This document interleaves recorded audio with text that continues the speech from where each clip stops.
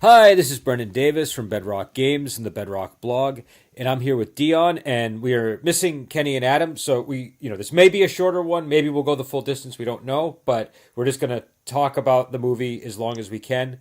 It's been a while, I think, since we've done two people, so I don't know how that's going to affect our timing here. But today we're doing the movie Shaolin Avengers, a 1976 film directed by Chang Cheh, and apparently, is it co-directed by Wu Ma? Am I correct in that, or is that... Yes. Okay, so it's co-directed by Wu Ma, and it stars Alexander Fu Shen and Chu Kuan-Chun, as well as Bruce Tong and a number of other people that you'll certainly recognize when you see it. It's got a pretty good cast. And Dion, do you want to give the summary of the basic plot? Shaolin Avengers tells the story of Feng Shiyu and his brother. Was it Feng Mayu? Yeah, I think it was Zhao Yu. I think it was that it? Okay, Zhao Yu? something like that. Yeah. How him and his brother, what happens to them, and kind of how what their problem is, and how Feng Shiyu ends up at Shaolin Temple. It also tells another story of who again, is that it? The Chi Quan Chun character. Yes. Yeah, Hui Gan. I think it was something like that. How he ends up at the Shaolin Temple, and then what happens after they leave the Shaolin Temple and take care of the business that brought them there. And I know that sounds really confusing. no, it's an unusual movie. This was like the most Quentin Tarantino-esque film from Shaw Brothers I think I've seen in a long time. It's just kind of, it's not told in chronological order, right? It's kind of told in a series of flashbacks. And most people. Oh, I'm sorry. Oh, well, I was Most going to say, people. it's the most striking thing. I think the thing that impressed me most was the structure, because it opens up with this big battle that's got like Pai Mei, and like, there's all these. You instantly sort of recognize this fight because you've seen this fight in other movies, or you've seen variations of it, both in terms of just the geography. Like, I've seen so many fights in that location. Do you know what I mean? Like that. Right. It feels like a very common place to have a lot of these fights, but also the characters. And but what's cool is it's told in a series of flashbacks that are really artfully done. Flashbacks can be very jarring. I didn't find them jarring in this movie at all. And you're kind of you're the opposite of most people. Most people don't like the way this story's told because it's told out of sync and through flashbacks, because they're in this major battle, and it's kind of the character that's having the flashback kind of freezes for a moment. Yep. And then it flashes back to what led up to that moment. But you don't see all of everyone's story at once. Yeah. It keeps going back and forth between the battle and the flashbacks. So it's kind of like, to me, I liked it, and the reason why I liked it is because when you wonder what they're thinking about while they're fighting, sometimes, and then this shows you what they're thinking about as they're fighting. Yes. So it's kind of like you get a glimpse into their psyche as they're fighting for their lives. And I don't think a lot of people like that. I know this is probably one of, I think, the most underrated of the Alexander Fu Shen and Chu Kuan-Chun buddy movies. But I like the way that the story was told. Yeah, I mean, I could sort of see how that might be jarring to people. I'm with you. I mean, number one, I know I've seen things like this done, but never like this full level of commitment that I can remember. Like, I mean, there's probably a movie that I'm neglecting or not remembering well. But I was really struck by that, and I kind of went in again. This was like I do need to see the movie again. I think because I feel like I missed some of the plot threads as the movie was unfolding because they were told out of order, and I didn't necessarily put all the pieces together. But I went into this with like a massive headache. I was not at all well disposed towards any film that I was going to watch. Do you know what I mean? It was like that kind of a day, and as soon as the film started, I slowly, my headache started to abate. I started to just kind of relax and get into the film, and I really liked the structure. The structure to me was the most fascinating aspect of it. And I just that you would take like one fight scene, just one fight scene, and you would dive that deeply into what's going on, like you said, in the psyche of the characters as they're fighting. It really, because a lot of movies will do this the other way around. They'll have a big build up to the fight, right, so that you know what the stakes are leading up to the fight. But Right. this was different. You in each moment of the fight, you're sort of told this is why this moment is significant. Do you know what I mean? And I thought that was an interesting way to sort of depict, the sort of the story behind the fight, and to give us a glimpse, like you said, into the psyche and the emotions of the characters.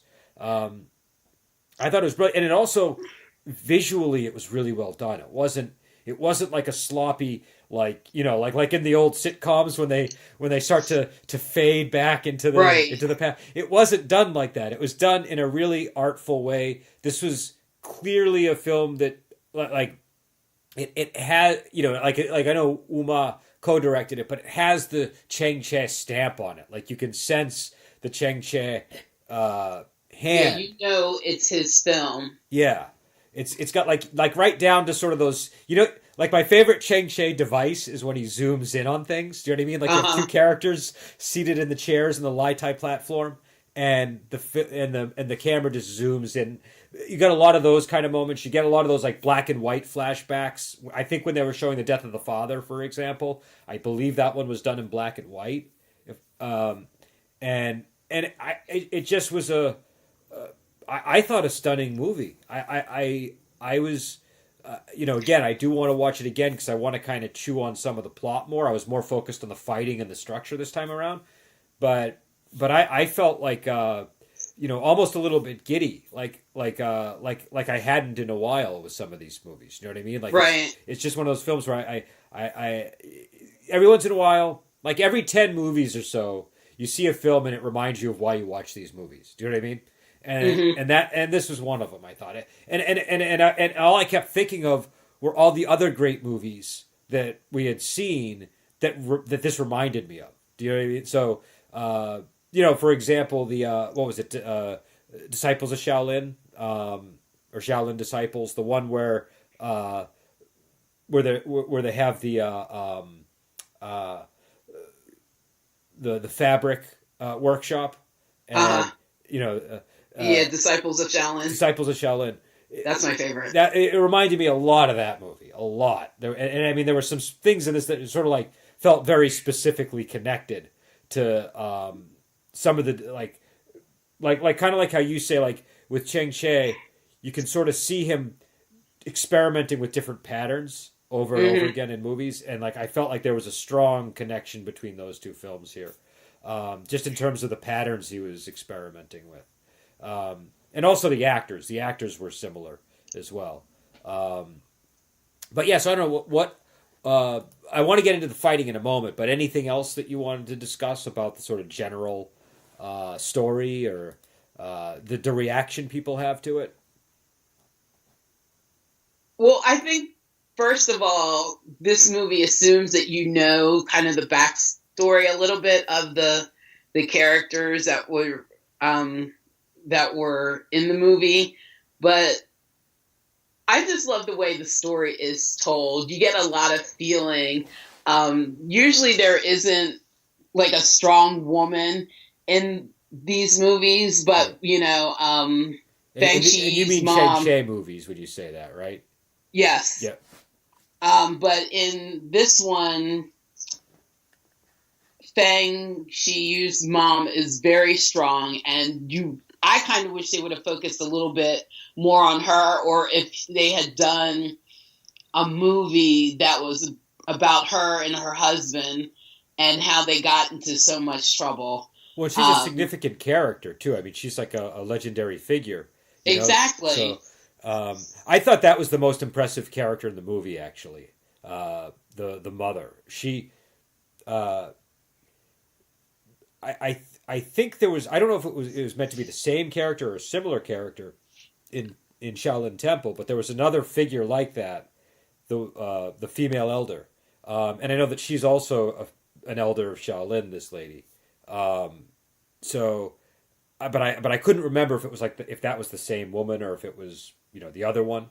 But but I thought that I don't know. She was just like with some of these characters, they get up. How do I put it? You sort of respect them but fear them at the same time. Like their moral righteousness almost approaches the level of sadism. Do you know what I mean? It's like a really intense level of we're going to do things the right way no matter what the consequences are. Right down to like she puts her son in that herbal bath. Yeah, the herbal bath that gives him the impervious flesh where he has just the one the one weak spot.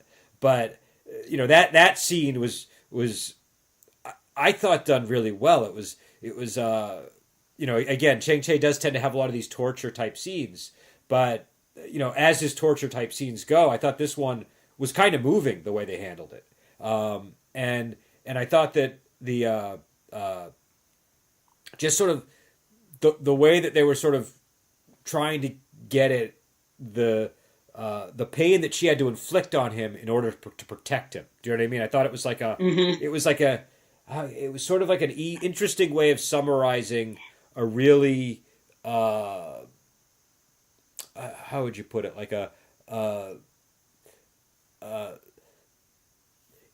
it's just an interesting way of depicting this kind of maternal love. Do you know what I mean? Like this and so but again you sort of respect her but fear her, and so she was definitely one of the more compelling characters in the movie. I thought the best character of all of them, quite frankly.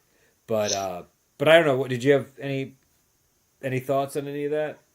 Well, I also think that the torture scenes show a strength of mental fortitude, not just with Feng Shi, because he had to endure everything, but the brother having to whip someone that he loved, but he feared his mother and loved her so much that he was going to do whatever it took to make sure that the process went the way that it was. So they all had to have this kind of mental strength to not break the process. I don't know if I could whip someone that I loved, even though I knew this was going to make their skin impervious to anything. That just, I don't know. And to do it, have to do it no less than 99 times. Yeah. It's just like 2, I'm done. I can't handle it anymore. But just to have to do it that much and not tell them the reason too. Right, you have to whip up this fury inside of him.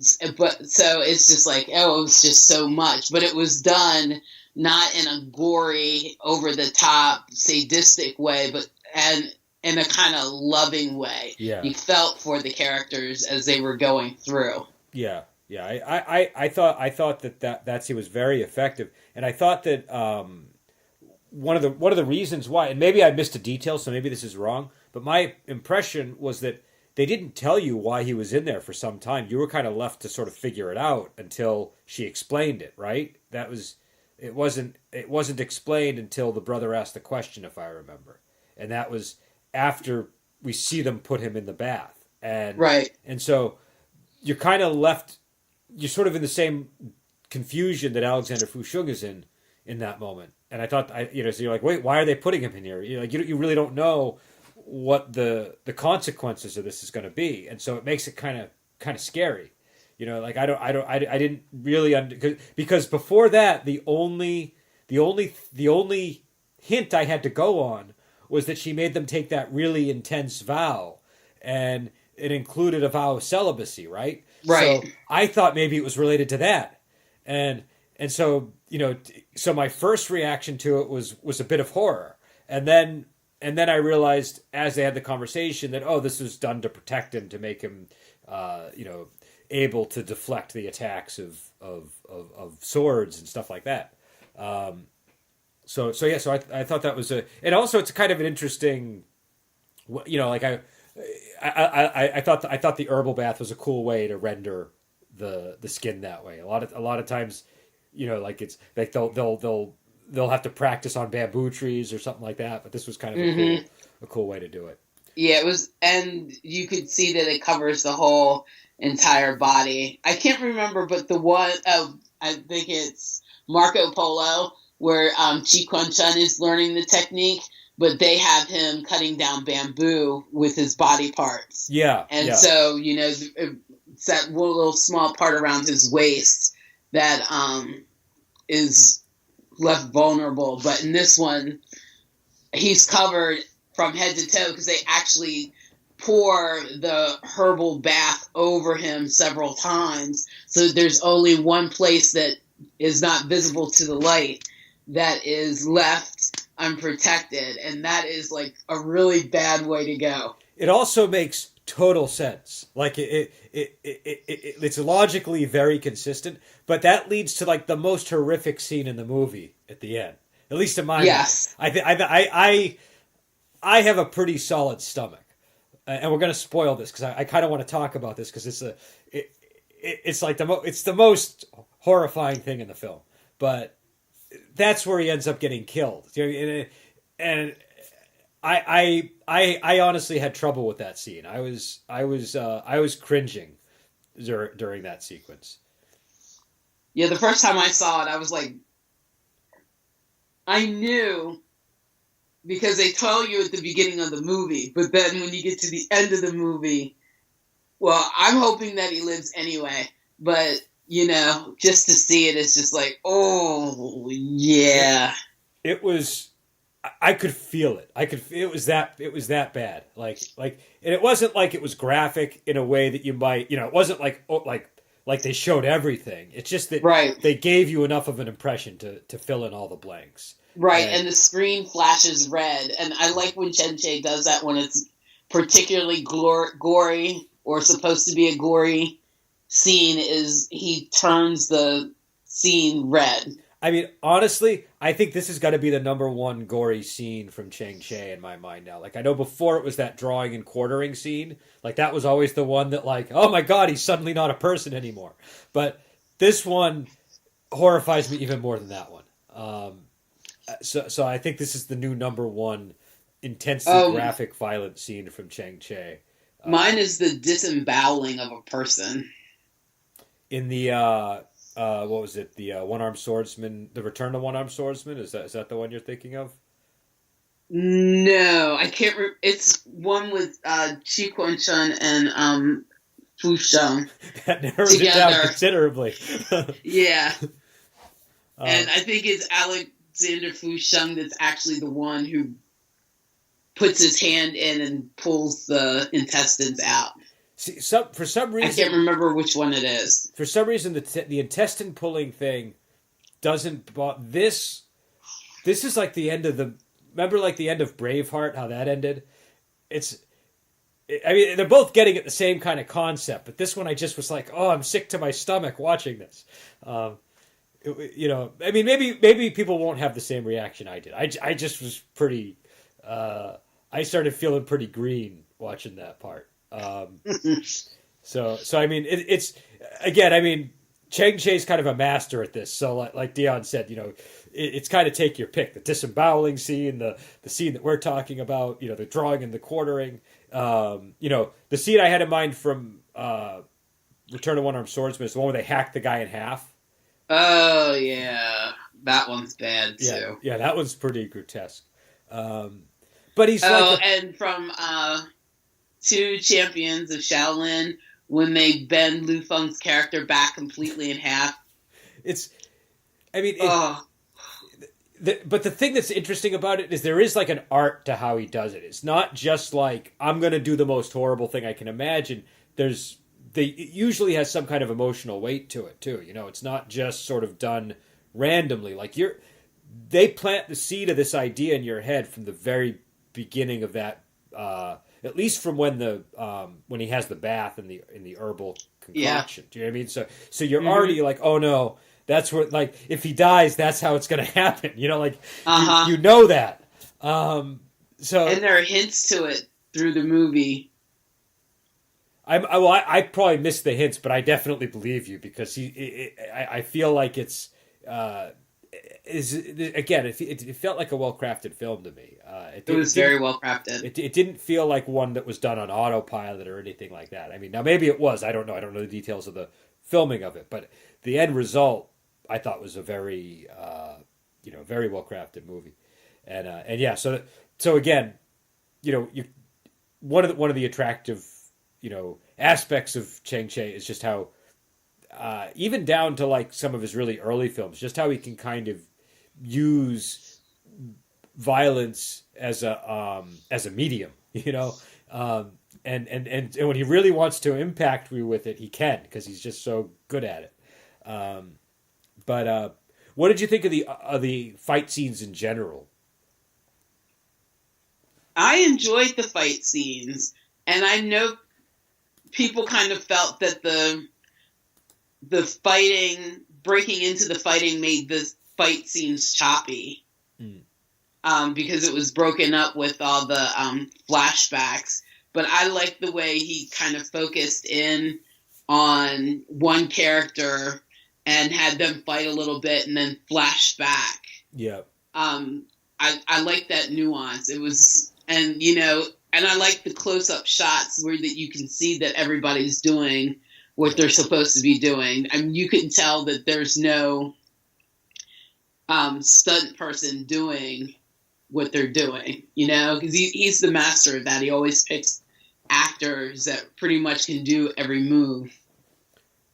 And I thought that the fight scenes were great, like even down to like the opening sequence with the form, like Alexander Fu Shen was really popping in that scene. I thought that was he's always good, but he seemed particularly spry and on point with all the movements and I felt that way through most of the film, and just in general, I just thought that the fight scenes were just a lot of fun, and I wasn't bored with any of them, and I mean I could sort of see the criticism of the central scene because by the nature of the structure he does have to pause, and that could lead some people frustrated if that's the scene that they're really dying to find out about. But there's so many other fight scenes that we see the full beginning to end that. I didn't feel like I was deprived of that. Like the Lai Tai scene was great. I thought that the scene on the poles was phenomenal. That was right. Oh, I love that scene. That's like one of my favorites, and that's where the hint comes because when he tries to get him off, because they're thinking that if they kill him, he's going to land on the spikes, but we know where the spike exactly has to end up. Oh, yep. Okay. No, you're right. Yep. So. Yeah, I really like that scene. I don't know. I really like the fighting on poles. That's always like because and again, I don't know how often they're shifting off of the poles and onto the poles when they're filming it because some of the scenes are shot with poles in the foreground and you could easily see that they might just be walking on a plank. But even on the scenes where you clearly do see them just standing on them, that always is a little harrowing in my mind because you're thinking the actor's really up on that pole. And like, it's not like 100 feet up in the air, but it's pretty darn high. And and there's other poles around. It just seems like a very, like I wouldn't want to be, like I wouldn't mind having to stand on a cliff for a little while. Do you know what I mean? Like on the edge of a cliff. But this is like you got your feet on poles. That seems a lot more challenging. And so you just kind of. Whenever they do the pole stuff, I always feel like, oh man, especially if they pull back and you see the actor moving on the pole, you get a real sense of, wow, they're really doing it. Even if they're just walking, I'm impressed. Do you know what I mean? But I thought that was a cool fight scene, and I liked the added peril of the blades on the at the bottom. That really enhanced the scene for me. And I liked the. Again, I like the Lai Tai scene. I like the gambling hall fight scene. I thought they were all, pretty solid for the most part, and even the central scene, which again I guess it does sort of get jarring a little bit because they're pausing, but like I thought that the scene had a lot of really good moments in it. It had a lot of really cool, movements and there was I just like the style of the fighting in this film. So do I. And I think probably what most people don't like is it kind of doesn't feel like to them that there's like a final major battle at the end, because it's been happening the whole entire movie, just cut up by the the flashbacks and the other fight scenes. But you get fighting pretty much from beginning to end. Yeah. I mean, there's dramatic parts, but to me, it's almost wall to wall fighting. Yeah, I agree. They do a very good job of weaving in the dramatic stuff, but it is fairly efficient. And I think that I was not bored at any point. Even the drama was all interesting because it's stuff like they have this really intense mother that's like it wasn't like dull drama by any stretch of the imagination. It was all really intense stuff. This was a very intense movie overall, even though you could say, oh, well, it takes its time kind of telling its story, but all the stuff it's doing is, I thought, very, very, very emotionally charged, very intense, and not dull, not dull at all. And again, really well shot. Like that makes a big difference in a lot of these movies. Just the way a movie is shot, the way music is used.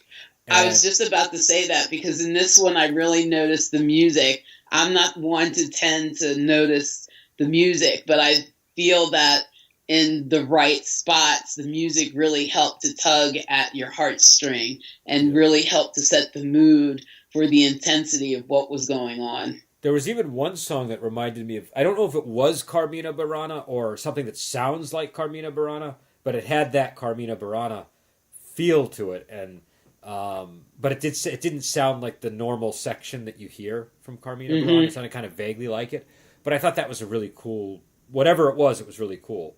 I really wish somebody would make a book about the music and show. There's so many questions I have about the music. If you ever interview Lu Feng again, you should ask him about the music. That would be something I'd really like to learn about. But I don't know. I think this one, it's you had mentioned Marco Polo, and I kind of would compare it in a lot of ways to Marco Polo, because it has sort of a lot of similar type of shots, and I don't know. It kind of got a similar reaction out of me. So, and again, this was a day where I could have easily given a movie that should be a 4, a 2. Do you know what I mean? That's how I felt today. And the movie overcame that, which, I know that happened a couple of weeks back with another film, but when that happens, I'm always impressed because, we watch a lot of these movies, and and it's very easy if you're not in the mood to just be like, not react in a way that is fair to the film. Do you know what I mean? And so, but some films force you to do that, and this that's how this movie was for me. It sort of just kind of slapped me in the face, and so I don't know what about I don't know, before we get to sort of like general rating of the movie and recommendation, anything else we need to cover that we didn't get to? No, I think we kind of covered everything.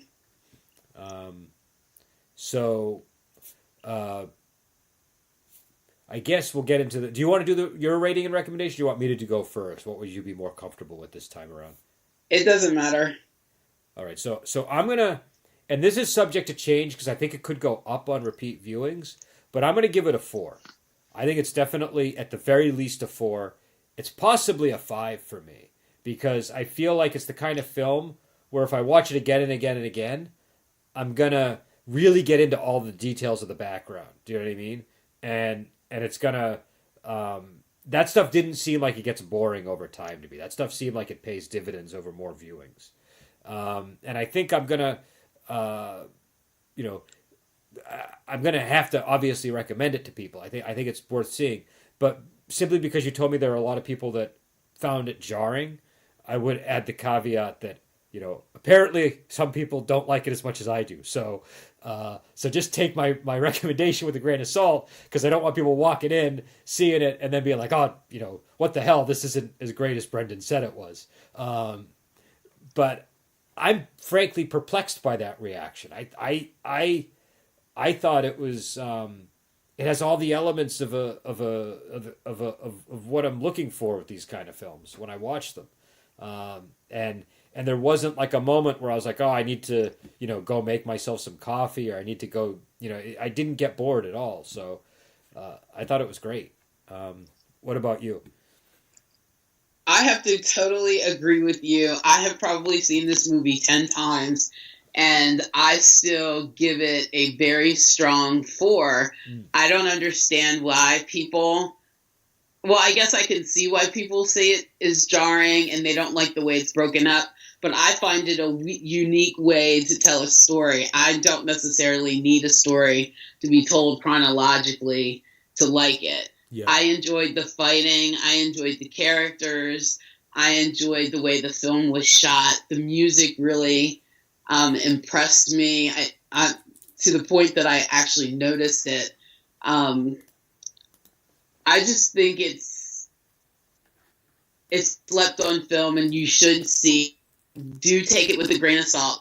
And I've heard people say that this movie is kind of slow, also, but to me it was wall-to-wall fighting, and I completely enjoyed it. I liked the actors that were in it. And you get to see, notice different things the more that you watched it. I watched it maybe 6 times before I even realized that Liu Feng appears twice in the movie. So, it's... I only caught one of his appearances. Really? And he looked a little different, too, I noticed. He didn't look... Something about him seemed a little different than normal to me. Which one did you say? The sparring partner one. Okay, because he appeared in a different scene, too. Okay. As a different character, I assume? Yes, I'm assuming it's a different character. There's room to do that in these kind of movies, Right. But yeah, he just looked younger or something. Something looked different. I don't know. Oh, yeah, he's definitely younger in this one. But yeah, so... I think, again, it's on Prime, so people who have Prime can see it. And the version they have on Prime now is the dub, so, you do have to deal with the dub if you don't like dubs. I'm pretty okay with dubs these days. The more my eyes get weak, the more okay I am with dubs. But definitely, I think it seems like the majority of people prefer hearing it in the original language, or in, at least in a language that isn't the sort of, it feels like the English acting isn't as good as the Cantonese and Mandarin acting in these movies. So I think that the dubs are generally not as well received by people that we tend to hear from. We recommend it. We're going to do Detective D next week? Is that our next film? I think so. I can't remember. That's what I've written down. I have Detective D and the Mystery of the Phantom Flame, followed by Young Detective D, and then the new Detective D movie. So, okay, cool. Provided there's no disaster, we'll be covering those. And also, we have a Patreon, which we encourage everybody to go to. I should be mentioning this at the beginning of the podcast, but I'm very stupid, and I keep forgetting to remind you. Yeah. Well, I think it's more, we can put all the blame on me here, because I'm the one that's supposed to be remembering this. But we really do appreciate any contributions people can give on the Patreon, because it helps us get movies. For example, I don't know if it's arrived yet, Dion, but I have sent Not yet. Okay. Well, Moment of Romance is on its way to Dion and Adam right as we speak. And that's a product of the Patreon page. And I think I don't know. Maybe you guys will watch it and think it's terrible, but I'm really excited to do that one because I have a lot of thoughts on that film, and it's one of my personal favorites. And so again, it's because we have Patreon support that we can do that. So I guess we'll be on next week with Detective D, and hopefully we'll have the full group of people present.